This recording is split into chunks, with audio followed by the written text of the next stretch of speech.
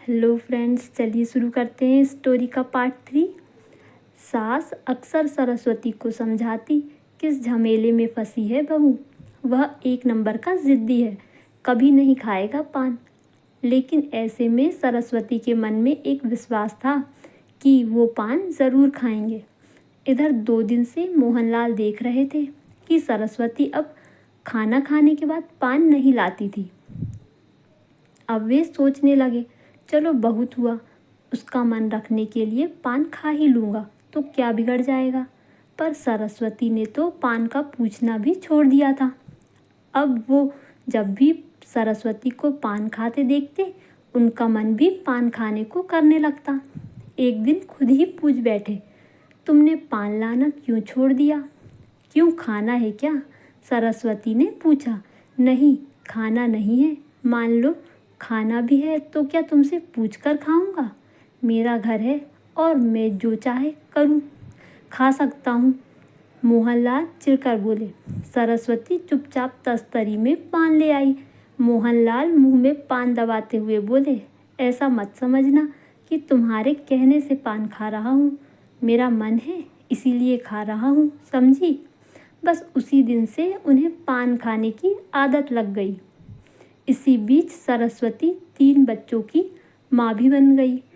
पर मोहनलाल के स्वभाव में कोई परिवर्तन नहीं हुआ। वही बात बात पर चिढ़ना। बच्चे उनके सामने जाने से डरते थे। ज़रा सी गलती पर वे बच्चों की पिटाई कर देते थे। समय का चक्र चलता रहा। दिन बीतते रहे। बच्चे कब जवान हो गए पता ही नहीं चला। धीरे धीरे दोनों बेटों की शादी भी हो गई और सरस्वती एक प्यारे से पोते की दादी भी बन गई। पर मोहनलाल वैसे ही रहे, ना तो खुशी में खुश होते ना दुख में दुखी। अपनी माँ की मौत पर भी उनकी आंखों से एक बूंद आंसू नहीं टपका।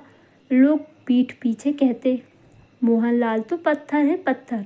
पर सरस्वती जानती थी, उनकी आंखें ऊपर से भले ही भावहीन रही हो, पर उनका हृदय भीतर ही भीतर रोता रहा है। वे दुखी तो होते पर बाहर से नहीं दिखाते। दोनों बहुएं सिया और नेहा भी ससुर का लिहाज करती थी।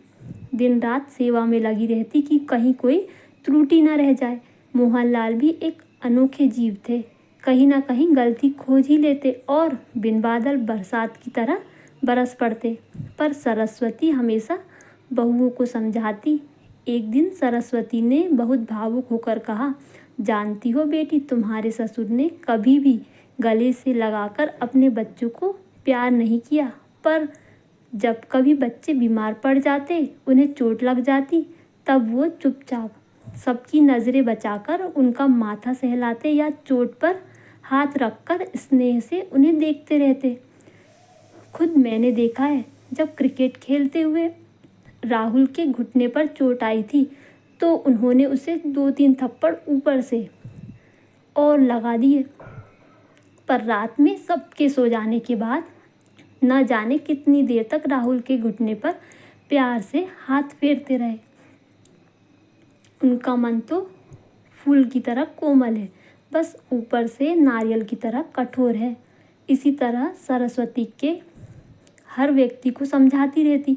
बचपन से ही अपने बच्चों को अच्छे संस्कार देती आई थी।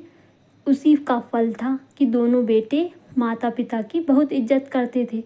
वो तो सरस्वती ही थी जिसके कारण पास पड़ोस वाले भी मदद को तैयार थे। अन्यथा मोहनलाल के क्रोधी स्वभाव के कारण उनसे बात करना भी कोई पसंद नहीं करता था। बात बात पर पड़ोसियों से झगड़ पड़ते। सरस्वती अक्सर रोती हुई कहती थी, लड़ो, खूब लड़ो सबसे, जब देखो झिकझिक करते रहते हो। बेटे बहू सबको तंग करते हो, जीना मुश्किल कर दिया है। देखना, जब मैं नहीं रहूँगी तो तुम्हें मेरा महत्व पता चलेगा। बहुओं को बड़ा आश्चर्य होता। बाबूजी के ऐसे स्वभाव के बावजूद माँ जी कभी उनके लिए अपशब्द ना कहती, हमेशा उनकी प्रशंसा के पुल ही बांधती रहती। एक दिन छोटी बहू ने नेहा ने पूछी बैठी, माँ जी एक बात पूछूं? बुरा तो नहीं मानेंगी? बाबूजी के इतने कटु व्यवहार के बावजूद आपको उनके साथ रहते हुए कोई शिकायत क्यों नहीं। दोस्तों पार्ट 4 भी